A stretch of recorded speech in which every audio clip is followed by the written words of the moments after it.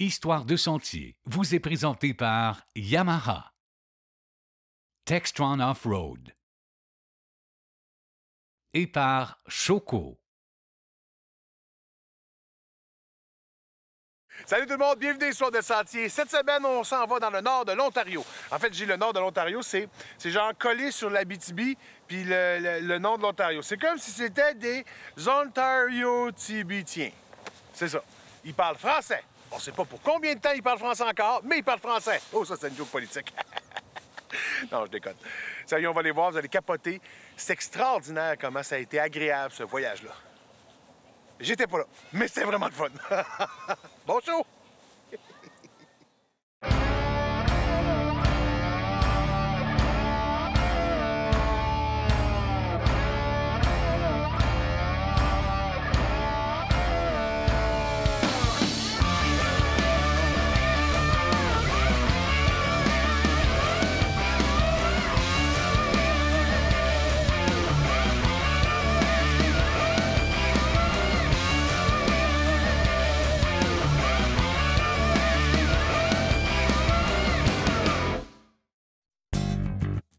Cette semaine, dans Histoire de sentier, Histoire de sentier. Ça, c'est Eric du show de moto, normalement. Eric, il est là au mois de mars. Là, on l'a avancé au mois de février, sorti des boulamites. Ouais, ben motoneige, ça m'intéresse toujours, puis Ken m'invite jamais. Alors, j'avais une invitation pour aller faire la motoneige dans le nord d'Ontario, mais j'avais pas de motoneige, donc j'ai appelé Ken, qui en a toujours quelques-unes en stock. Un très bon ami. Mais tu vas peut-être rire de moi en hors-piste, parce que ça, j'en ai jamais fait. On va essayer ça, je suis très off-road en moto, mais hors-piste l'hiver, je sais pas, on va essayer ça. J'ai dit à Eric, il faut être indulgent, tu sais.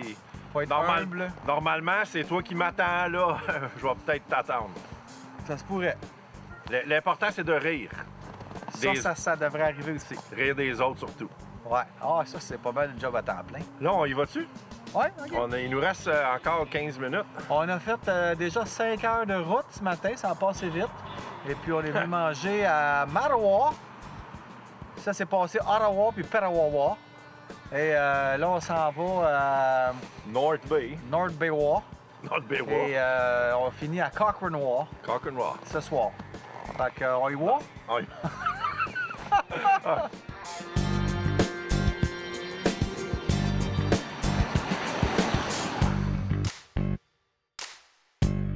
Le nord de l'Ontario, ça doit faire 3 fois que j'y vais. C'est quand même pas à porte là, pour les gens de Montréal, du Québec en général, à moins d'être en Abitibi. Là, c'est plutôt proche. Mais en même temps, il y a tout l'aspect road trip là-dedans. On part, une gang, on fait de la route, on jase dans le camion, on prend un café, on se dit des niaiseries, on écoute de la musique, on parle de ce qu'on veut faire quand on va arriver là-bas. Puis en redescendant, bien, c'est le contraire. On se remémore ce qu'on a vu, on se dit, le prochain coup, on devrait faire ci, on devrait faire ça. Comme là, on se disait, faut y retourner en moto double usage, en quad. Il y a vraiment des beaux sentiers. Puis c'est le fun aussi de voir qu'il y a plein de francophones en Ontario. Puis souvent, on pense pas à ça, mais si on se promène, comme dans le reste du Canada, il y a plein de petites pochettes là, de francophonie. Et le nord de l'Ontario, c'est vraiment... le francophone est là, mais c'est pas le même français que nous autres. Donc, il y a une petite saveur. On se faisait demander le matin au restaurant si on était prêt à horder. Donc, moi, j'ai de la famille en Outaouais. Il y a un peu de ça là-bas. Donc, c'est le fun, c'est coloré. C'est vraiment une expérience plaisante. C'est une région qu'il y a toujours de la neige. De décembre à avril, toujours sur la map OFSI, c'est vert. C'est vert. Ah oui. C'est vert. Si tu dois avoir la neige, tout le monde sache, tu dois aller à Abitibi Canyon, Cochrane, Smooth Rock, toujours la neige. Puis au niveau du hors-sentier, là-bas, on est bienvenu, il n'y a pas de problème. Il y a vraiment des places où c'est ça qu'on fait. Là. Oui, exactement. Tu vas aller chez les Base Camp Abitibi. Oui. Et c'est là que tous les jeunes vont pour aller avec leur sled de montagne. OK, on peut y aller quand même, nous autres, même si on n'est pas vraiment... On va voir. On va voir. Ils vont te donner le rooster un peu. Mais non, c'est pour tout le monde. Mais pour la plupart, tu trouves trouve les vieilles sur les sentiers Oui. et les jeunes vont dans la neige folle. OK, donc mais nous, on peut aller faire un petit tour, on peut aller se promener. Ah oui. Ça nous prend des passes de sentier. Si les gens viennent ici du Québec, on peut acheter une passe 3 jours, ça coûte pas cher. Quoi. C'est 60 70, quelque chose comme ça, oui. Parce qu'évidemment, si vous voulez vous rendre au Abitibi Canyon ou à d'autres endroits où on peut faire du hors-sentier, on emprunte les sentiers quand même, donc Oui. ça prend ça. Donc, conditions de neige cette année, c'est quoi, sur 10, là? Par là, c'est un 7 maintenant. 7, OK. Mais la semaine après, tu arrives, on va avoir plus de neige alors. Il y en attend encore plus. Oui. Et tu me parlais de 2 autres endroits pour les amateurs de hors-piste. C'est Capus Casing Oui. ou Cap, comme Cap, ils disent par ici. oui. On va voir Capus Casing. Puis l'autre place, c'est Hearst. Hearst, oui. OK, parle-moi de ces 2 endroits-là. Hearst, c'est un village gaulois, il dit. C'est Ah oui? vraiment très, très français. Quand tu rentres dans les magasins, ils parlent français premièrement OK. à vous. Les stations de radio sont en français, télévision, c'est français. Et les sentiers sont excellents, là, mais pour la plupart, c'est les hors-sentiers, la neige folle qu'ils aiment là-bas. Tu as l'essence au base camp aussi, c'est très important parce que c'est un grand loop, c'est un grand boucle, oui. Et, mais l'essence, là, c'est un peu plus cher qu'en ville. C'est comme dans une marina, c'est tout ça. Oui, exactement.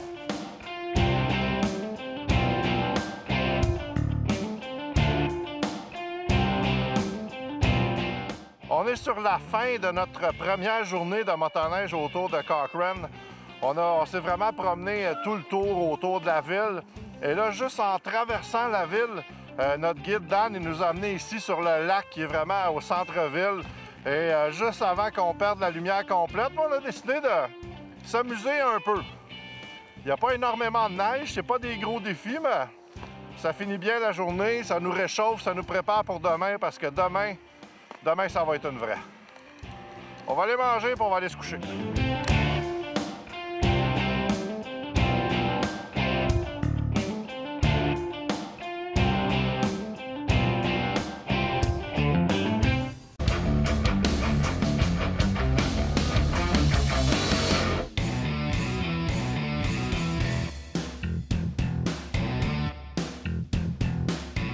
Les Abitibi Canyon, c'est vraiment un endroit de rêve. Les gens de Tourisme Ontario nous avaient dit « Allez voir ça, c'est un must » et ils avaient raison. Juste pour se rendre là, bon, on a pris la route pour se rendre là, un gros barrage. Là, on se sent vraiment en région, on découvre le territoire. On a même vu un loup sur le bord de la route qui s'était fait frapper malheureusement. Mais tu vois que t'es pas sur la rue Saint-Denis à Montréal. On arrive au barrage le matin, nos guides nous attendaient. On a fait une belle petite randonnée, c'était vraiment sinueux dans le bois pour se rendre au canyon. Et en arrivant là, on a dit « Wow! Le spot de motoneige hors piste, c'est vraiment un spot de rêve. » Les canyons, Abitibi Canyon, on se rend à Smooth Rock Falls. Ensuite, on prend la route 634 qui va au nord de Smooth Rock Falls. Tu fais environ 74 km, puis tu arrives... tu les vois du chemin, disons, les canyons, puis c'est impressionnant. Il y a toujours du monde là.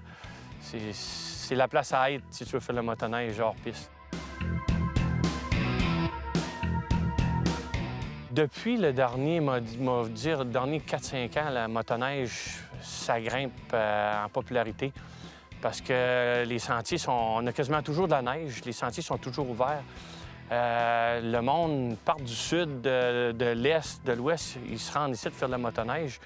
Et puis, ça devient de plus en plus populaire. Fait que là, le monde commence à plus s'habituer avec les restos, les accommodements, les hôtels, tout ça. Fait qu'on commence à être plus dans le groove, disons, comme qu'ils disent, là. Fait que non, c'est à voir qu'est-ce que les autres années vont amener, disons, pour le sport de la motoneige.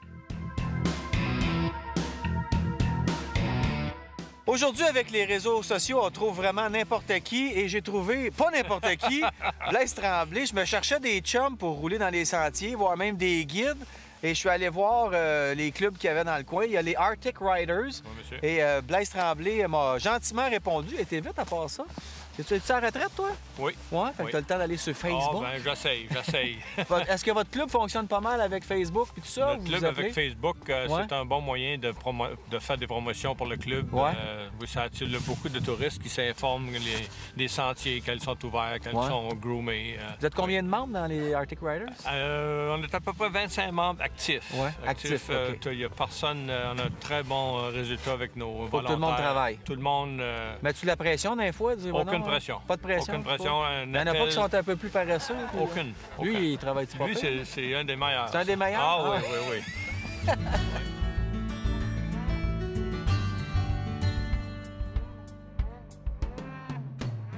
Quand vous voyez des jeunes là, faire du hors-sentier comme ça, là, dites-vous « Ah, les jeunes! On va se calmer! Non, c'est quoi? C'est tout dans l'industrie. Veux-tu, comme le canyon ici, c'est très, très populaire avec tout le monde. Ouais. Puis, c'est pour ça une des raisons que les sentiers qu'on fait qui apportent droit ici à la porte. Ouais, c'est ça. C'est pas tout le monde qui vient en remorque ici. Là. Il y en a plusieurs qui viennent en motoneige sur nos Tout le monde. trails. Mais fait ça que- fait une belle ride, mais ça dépend de la machine que tu as. C'est Quand ça, tu as un long absolument. pont, ça va mal un peu. C'est ça.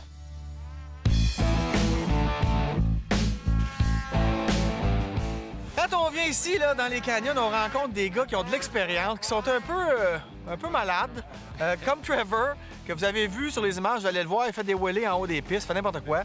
Donc, Trevor, tu fais ça, toi, tous les week-ends, quoi? Pas mal, oui. Les gars dans le coin, ils font ça? Ouais, y a rien d'autre à faire, ça. On décolle à skidoo. Ben, c'est déjà pas mal. Oui. Parce que faire ça autour de Montréal, c'est pas évident. Je vois que t'as des petits pas privés, cette machine. Des petits bobos, là. Alors que finalement, ça va pas toujours si bien que ça. Non, c'est pas toujours plané, anyway. As-tu pris des bonnes débarques cette année? Oui. Ouais. C'est ça, là, c'est tout 17, Abitibi. C'est tout Abitibi Canyon. Puis dis-moi, pourquoi t'as choisi Gros Polaris comme ça, 800? Bonne idée, vraiment, là. C'est Ouais, ça va ma bien. marque, ouais. T'aimes ça? C'est pas ta première, j'imagine. Non, non. Non. Mais c'est ma première neuve. Toi, t'as quel âge? 25. 25, ça fait combien de temps que tu fais ça? Depuis 15 ans. Depuis que je suis jeune.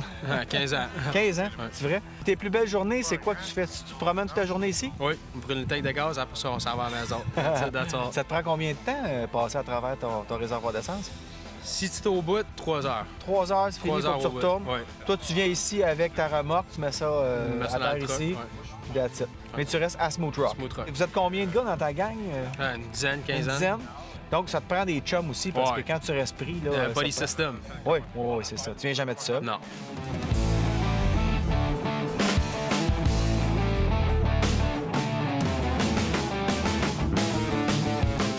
Ça ressemble beaucoup à de la moto hors-route, de la moto enduro, parce que tu te promènes debout, tu vas piloter, tu vas vraiment t'adapter au terrain. Il y a des petits sauts, on peut faire des wheelies. C'est des machines super plaisantes à conduire. J'ai compris un peu pourquoi c'est en pleine progression, la motoneige hors-piste. C'est simplement parce que c'est le fun en maudit.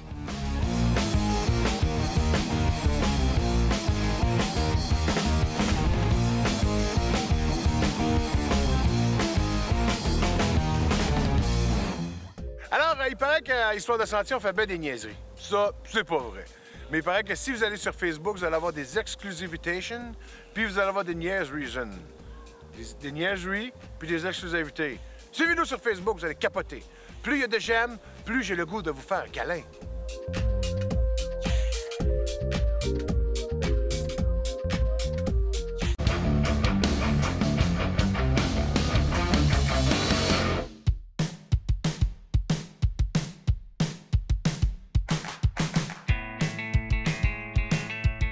Je suis encore à 70 de rodage sur mon Constantino mobile. On va aller s'amuser. Au pire aller, on s'en va au printemps.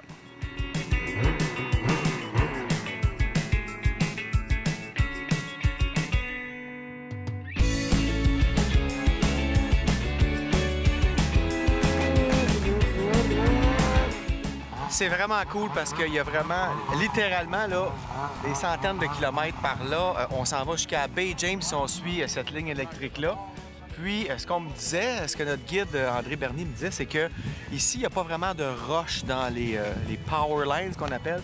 Donc, parce qu'ici, c'est surtout de la mousse. Alors, il y a moins de danger de frapper une roche qu'on ne verrait pas sous la neige. Donc, ça me sécurise parce que j'ai pas beaucoup d'expérience là-dessus.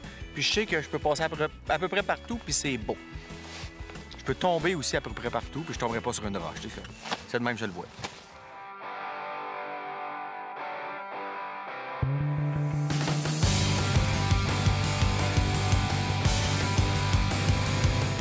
On a environ 90 km de pistes entretenues.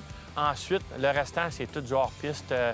Dans les lignes d'hydro, sur les rivières, il faut vraiment que tu aies une petite base de motoneige, que tu aies une couple d'années d'expérience, disons. Sinon, en termes d'équipement, pour la sécurité, toi, tu as un téléphone satellite, j'imagine? Oui, téléphone satellite, des trousses de premiers soins, puis toujours une personne en contact. Disons que si je suis pris, bien, j'appelle. Ils viennent nous chercher au point de repère le plus proche, disons. Ouais. Ça vaut la peine d'avoir un téléphone satellite. Ouais. Et en haut, ici, tu n'as pas le choix, disons, parce que tu peux marcher longtemps. Puis même en raquette, ça prend du temps. C'est long. Non, il faut vraiment s'équiper. Puis surtout, ce qui est important, que tu laisses savoir à quelqu'un où ce que tu es en tout temps. Parce que même des fois, on dérive un petit peu, on va checker, on descend à la rivière, on va aller voir en bas de la rivière. C'est vraiment, là, tu peux pas toujours être prêt à 100 mais... Better safe than sorry, comme ils disent. Il faut avoir ça avec tous les in-reach, les spots. Aujourd'hui, si tu arrives à un malaise médical, n'importe quoi, pèse là-dessus, puis il y a quelqu'un qui va venir te chercher. Un hélicoptère qui va venir te chercher. Ouais. Puis au niveau de la motoneige hors-piste, dans le coin, ça a l'air de la grosse affaire. Ça as-tu vraiment, toi qui es là-dedans depuis longtemps, as-tu vraiment vu une différence d'affluence? Que ça amène des nouveaux riders aussi? Oui, surtout, de plus en plus, comme... Les sentiers battus, c'est quelque chose qui run depuis 20 ans, 30 ans. Mais là, avec les machines qu'on a aujourd'hui, on ne tire plus après les skis à une demi-heure de temps. Là. Tu mets sur le gauche, ça avance. Fait que là, tu viens de plus en plus aventurier, disons. Comme tu là, on se lâche les rivières, on fait des runs de rivières, puis les lignes d'hydro, les chemins de bois. Fait que puis là, tu découvres de quoi qui encore plus loin dans ton territoire. C'est plaisant aussi. Là, tu t'en vas, puis t'es seul au monde. Il n'y a pas une trace en avant de toi, puis tu t'en vas, puis... Vraiment, c'est plaisant. C'est-tu un sport de jeunes, ça, le hors-piste? Bien, il m'a vous dire que ici, dans le nord de l'Ontario, c'est de tout âge. Mettons, les jeunes qui viennent ici là, jouer dans les canyons, c'est plus pour les jeunes. Mais pour dire, il y a beaucoup de monde là, qui monte sur la rivière, les chemins de bois. Il y en a de tout âge, des 50, 40, des 60 ans, plus vieux même, des trappeurs. C'est tout du hors-piste qui font, ces gars-là. Les gars font leur frais avec des machines, avec des longs ponts, mais notre guide, lui, il descend avec son Scandic, puis il va essayer la côte aussi, puis d'après moi, il va être capable.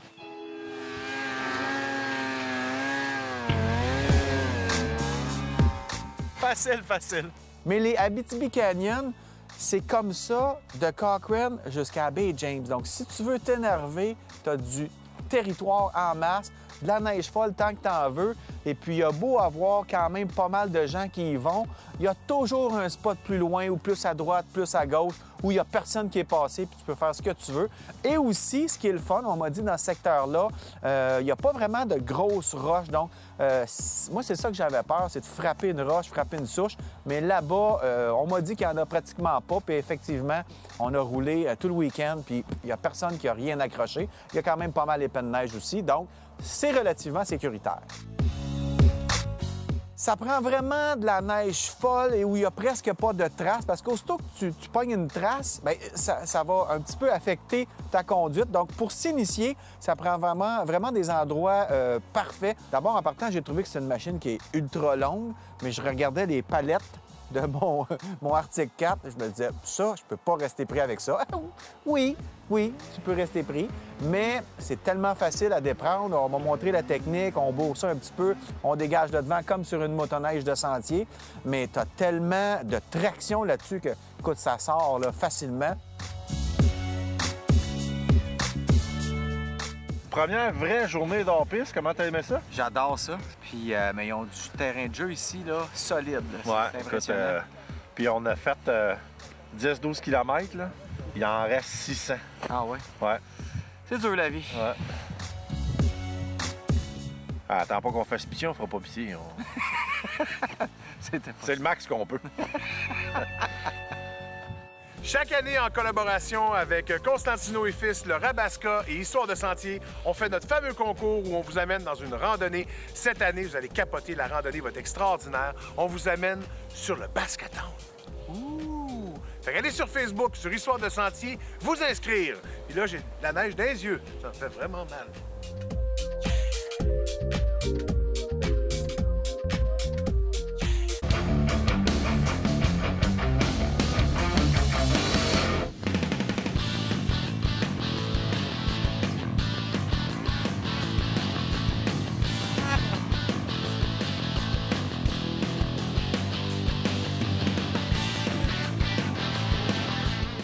côté de Hearst, on a là aussi un territoire exceptionnel pour la motoneige hors piste. C'est d'ailleurs pourquoi Tourisme Ontario veut le populariser parce que écoute, c'est un autre spot extraordinaire. Ça non plus, c'est pas à porte, mais tant qu'être rendu à Cochrane, Smooth Rock Falls, bien, tu peux aller à Hearst, t'es pas même plus loin.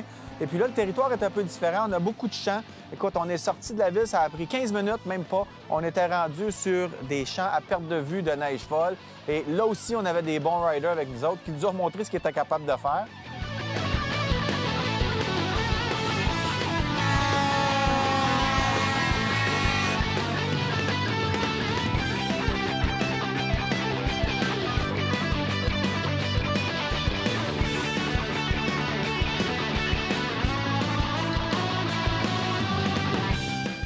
Puis à Hearst, qu'est-ce qui est le fun? Il n'y a pas de limite. Tu peux rider toute la journée, faire des loops sans repasser si t'es pas, pratiquement dans la neige molle ou ces rivières. Puis au nord de Hearst, comme on voit sur la map, il n'y a rien jusqu'à Bay James. C'est-à-dire que j'ai déjà emmené des Américains même jusqu'à Bay James à partir de 2-3 jours. C'est-à-dire que, mais comme c'est là, on se concentre à garder le monde alentour de la ville qui pogne des bons souvenirs, qui garde des bons souvenirs alentour de la ville de Hearst pour qu'ils reviennent année après année. Ceux qui trouvent que c'est trop loin, je pense que c'est parce qu'ils sont pas assez crinqués, sont pas assez passionnés, puis ils recherchent pas assez des territoires de motoneige à découvrir. Puis, écoute, on dit que c'est loin, mais dans le fond, tu passes une journée sur ta motoneige, tu es là-dessus pour 6, 8, des fois 10 heures, tu te promènes, puis c'est pas un problème. Alors, c'est quoi d'embarquer dans ton camion, faire 6, 8, 10 heures pour te rendre à un territoire exceptionnel que tu n'as jamais vu, pour découvrir quelque chose de nouveau, pour sortir de tes petites trails habituelles que tu connais par cœur, que tu as fait up and down, right and left. Donc, moi, j'aime ça découvrir des nouveaux territoires. Je pense que surtout les gens d'hors-piste, les gens de moto double usage, on a tous ce petit côté aventurier qui recherche la découverte, qui recherche des nouveaux territoires, des nouveaux challenges. Donc, de se rendre là-bas, vraiment, ça prend 10 heures. Ben oui, c'est long. Ben écoute, c'est quoi? C'est 3 cafés. Tu t'arrives là-bas, puis tu te rends compte, en débarquant, que ça vaut vraiment la peine de faire un peu de route.